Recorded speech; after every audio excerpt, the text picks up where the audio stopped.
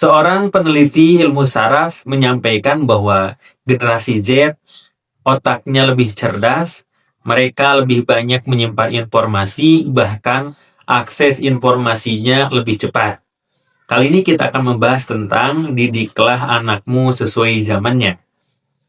Nah, maka kita sebagai orang tua perlu mengimbangi bagaimana kecerdasan dari anak kita. Mungkin kali ini ayah bunda yang generasi milenial atau generasi sebelumnya bisa dikatakan memang kita tidak terlalu cerdas, tidak sebanyak pengetahuan generasi Z sekarang, tapi kita memiliki keunggulan yaitu generasi yang tangguh. Kenapa generasi yang tangguh? Maka kita bisa lihat zaman sekarang ini bisa dikatakan tadi penyimpanan datanya semakin banyak, katakanlah HP juga semakin canggih, televisi juga semakin canggih, tapi biasanya semakin canggih maka semakin sensitif itu perangkatnya. Dicontohkan sebuah televisi zaman dulu, jadi kalau gangguan itu televisi zaman dulu kalau ayah bunda mengalami, maka itu dipukul televisinya, dar gitu ya. Nah baru televisi itu bisa nyala lagi. Jadi beberapa kali dipukul baru bisa nyala lagi. Nah TV zaman sekarang kalau ada gangguan dipukul itu malah rusak, malah tidak bisa kembali dengan normal lagi. Nah itu salah satu contohnya. Mungkin generasi milenial atau generasi sebelumnya punya keunggulan ketangguhannya. Nah generasi sekarang memiliki keunggulan yaitu kecerdasannya. Maka inilah yang harus kita sesuaikan. Jadi dengan menyeimbangkan dengan belajar bagaimana cara menghadapi generasi Z, generasi yang hari ini anak-anak kita. Maka hari ini zaman digital. Sehingga kalau dulu permainannya misalkan main layangan, main bola, badminton, main poli itu bisa di halaman rumahnya. Karena memang di halaman rumahnya luas. Tapi di daerah perkotaan, apalagi kota-kota besar, itu halaman lapang voli, halaman badminton, main bola, itu sudah semakin sempit lahannya. Sehingga dilahirkanlah namanya digital, yaitu dengan HP. Jadi permainan badminton, permainan voli, permainan bola, itu tidak di halamannya lagi, tapi ada di HP-nya. Jadi di HP-nya itu bisa ada game main bola, ada game badminton, game segala macam itu ada di HP. Dan ini sebenarnya memang dengan tujuan mempermudah kehidupan.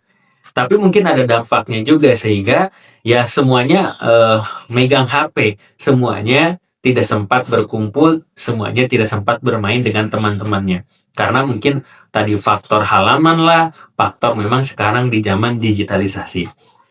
Maka segala sesuatu sekarang pakai HP. Nah ini zamannya. Dan hari ini memang kita tidak bisa memungkiri bahwa zaman informasi yang begitu cepat. Dan semua permainan ada di HP. Maka kita orang tua perlu kreatif. Bagaimana nih cara mendidiknya? Karena tidak mungkin semuanya mendapatkan informasi dari HP. Bisa bagaimana orang tua itu membinanya dengan yaitu dengan mungkin makan bersama. Jadi karena anak-anaknya sudah punya HP, nah gimana caranya bisa memiliki waktu bersama tanpa HP. Walaupun mungkin makan bersama, makan enak, itu kira-kira kuat menyimpan HP-nya berapa lama? Itu paling kuat 30 menit, 1 jam. Ya setelah itu, setelah makan langsung pegang HP masing-masing lagi. Atau mungkin karena kita pengen juga ada keakraban, pengen mendidik anak-anak kita kebersamaan, maka mungkin ajak jalan-jalan. Nah di situ salah satu kebersamaan yang bisa mungkin boleh jadi HP-nya disimpan dulu atau beberapa waktu HP itu disimpan. Maka disinilah bagaimana yang memang zaman sekarang, zaman serba cepat, zaman serba menyambung informasi melalui HP atau media sosial. Nah, untuk itu, kita orang tua juga perlu memperhatikan cara komunikasi yang efektif. Jadi, anak-anak kita ini memang to the point ya, to the point. Bukan dikatakan mungkin anak membantah, anak kurang sopan. Sebenarnya bukan seperti itu, tapi bagaimana mereka memiliki kebiasaan yang to the point, memiliki mungkin boleh jadi tingkat komunikasi yang seharusnya dibimbing dan diajarkan oleh orang tuanya. Maka pendidikan sebenarnya bukan hanya pas lahir, tapi dari mulai hamilnya, dari mulai hari ini itu tetap dalam proses pendidikan. Karena kita di zaman digital, maka ada orang tua yang sudah main HP dari sejak anaknya dikandung, sudah bisa bermain media sosial, makanya anaknya pun ternyata sejak kecil sudah pintar menggunakan HP tersebut.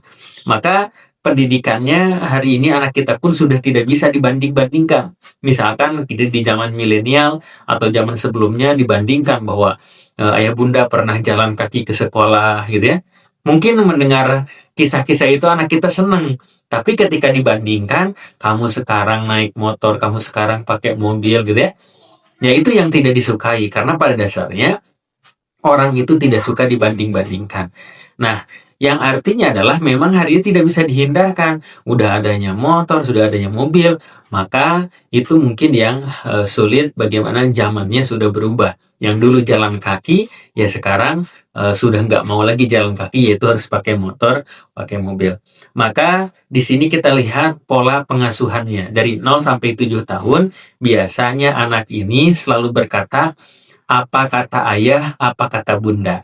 Jadi pendidikannya adalah memang al-umum madrasatul ula, dari ibunya, dari ayahnya. Jadi dasar-dasarnya harus ditanamkan oleh ayah bundanya. Maka di momen ini kalau bisa jangan sampai anaknya dititipkan ke daycare atau tidak diasuh ya, karena orang tuanya melanjutkan karir. Jadi sangat disayangkan sekali. Nah, lalu di 7 sampai kurang lebih 12 tahun ini anaknya sudah SD, dia berkata, apa kata guruku? Jadi jangan cemburu juga ketika anaknya sudah SD, dia dapat pelajaran dari guru-gurunya, ya dia karena perlu wawasan dari yang lain. Dan salah satunya dari guru-gurunya, yaitu mengatakan apa kata guruku. Maka di sini pentingnya kita koordinasi dengan guru, menyampaikan bagaimana pola pendidikan yang melanjutkan dari rumahnya ke sekolah. Lalu ketika anak kita 13 tahun sampai 20 tahun, ini bilang apa kata temannya. Jadi disinilah bagaimana perlu teman yang baik, bahkan nasihatnya biasanya lebih masuk daripada temannya atau daripada orang tua daripada temannya. Maka boleh nih nasihatnya disilang.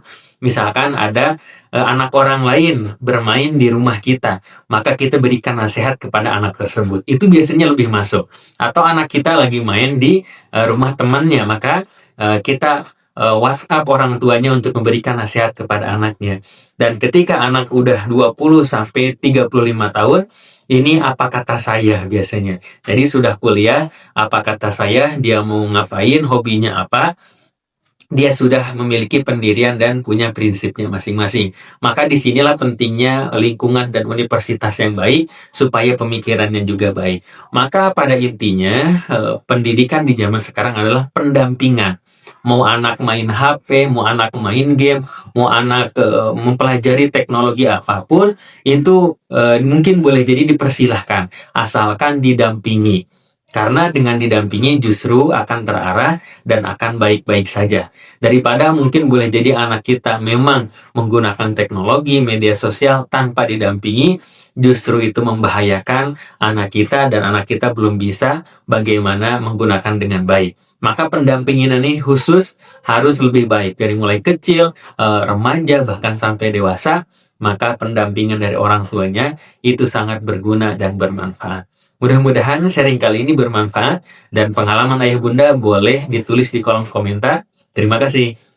Oh iya, kami punya program Safari Dakwah bagi Anda yang memiliki masjid, majlis taklim, sekolah, dan lain sebagainya, berkesempatan untuk mengadakan kegiatan parenting, kajian Islam, seminar, dan lain sebagainya. Dan juga kami memiliki produk buku-buku terbaik seputar parenting Islami dan juga kelas online tiap bulannya. Ayah bunda segera dapatkan, hubungi admin.